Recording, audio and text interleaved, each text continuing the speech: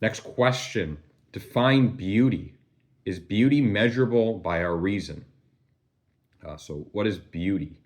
Uh, Beauty is, it's kind of difficult to, I guess you could, beauty is really uh, the goodness of a being, of a reality kind of radiating forth. That the idea of it has attractiveness. St. Thomas Aquinas gives kind of three things on beauty. He first says it's things are proportional.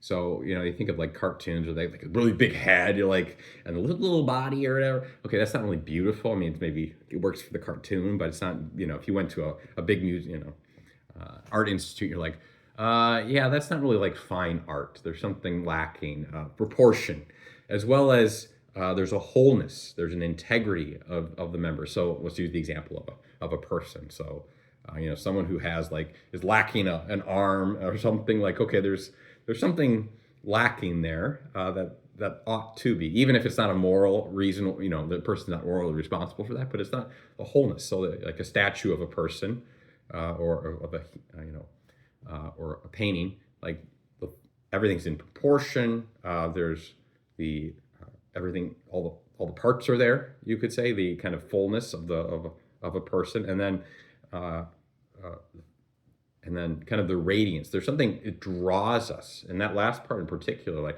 something is beautiful. It makes you stop and just want to take it in. Right, so a beautiful sunset. You just don't know, like, oh, there's a beautiful sunset. You move on. Like, no, it's beautiful. So it kind of it's calling us to like just stop and gaze upon it and receive it.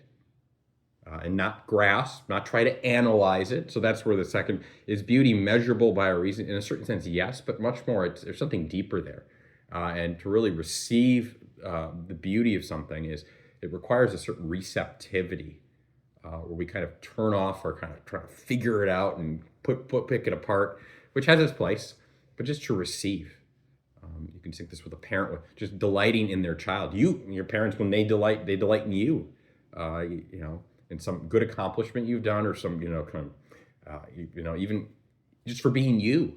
They delight in you. You see this especially with parents with young children. They just delight like a baby. People just delight in the baby, just the beauty of that new life, and it's just like taking everything in, and everybody just wants to take in the beauty of the baby. They don't want to like pick it apart. Like, oh, why is this? Just like, wow, I just want to gaze. And so that's kind of what's beauty. It draws us to this place of just receiving what's beautiful. If you perceive someone as you're attracted to a beautiful, you want to be around that person. You want that person to be in sight. Beauty has its attractiveness to it. So it's yes, there is beauty, and there's also the difference between ugly things that are ugly, or like especially like architecture and stuff. One thing that's really interesting is bridges, like the way bridges and stuff are built. A lot of the bridges that were built post World War II, they're very just like functional. There's not really any beauty. As one of my priest friends said when we were at seminary driving over him, he's like, these are garbage bridges. They're just like, there's no beauty. It's just a function, just to get across the high, get out an overpass or something.